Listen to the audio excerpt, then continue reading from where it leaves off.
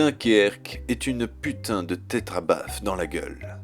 Bonjour à toutes et à tous, et aujourd'hui il est temps de parler du dernier cru de Christopher Nolan, et je peux vous assurer, c'est du très bon vin. Dunkerque, ce n'est pas un film, c'est plus que ça, c'est une expérience cinématographique qui vous laissera le souffle coupé. Dunkerque, c'est une entrée brutale et immersive dans cette période de la Seconde Guerre mondiale.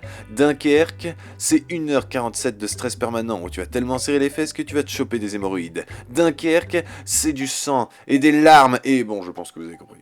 La réalisation de Nolan est parfaite et le montage extrêmement efficace, car celui-ci s'amuse à jouer sur la chronologie des événements, chronologie qui n'est comprise dans son entièreté qu'à la fin du film, un peu à la manière d'un memento. D'avance, l'Oscar de meilleur montage, ou au moins une nomination.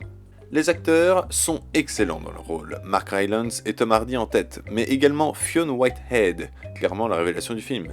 Et quant à Harry Styles, eh bien je dois avouer qu'il joue très très bien, même si son personnage n'est clairement pas le plus appréciable. D'ailleurs, pour la petite anecdote, dans ma salle il y avait de nombreuses jeunes filles qui sont allées voir Dunkerque rien que pour lui, et sont sorties de la salle en disant que le film était une merde, car ce n'était pas le personnage principal.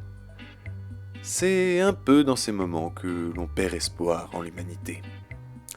La musique est magistrale et encore une fois, Hans Zimmer pose ses couilles sur les partitions et vous fout des frissons non-stop durant 1h47, surtout avec ce tic-tac incessant qui vient rythmer le film par moments. D'ailleurs, pour la petite histoire, la montre que vous entendez est celle de Christopher Nolan. Voilà, cette anecdote est inutile, mais comme cela vous passerez aux yeux de vos amis comme un cinéphile cultivé. Mais en tout cas, ça aide pas pour pécho.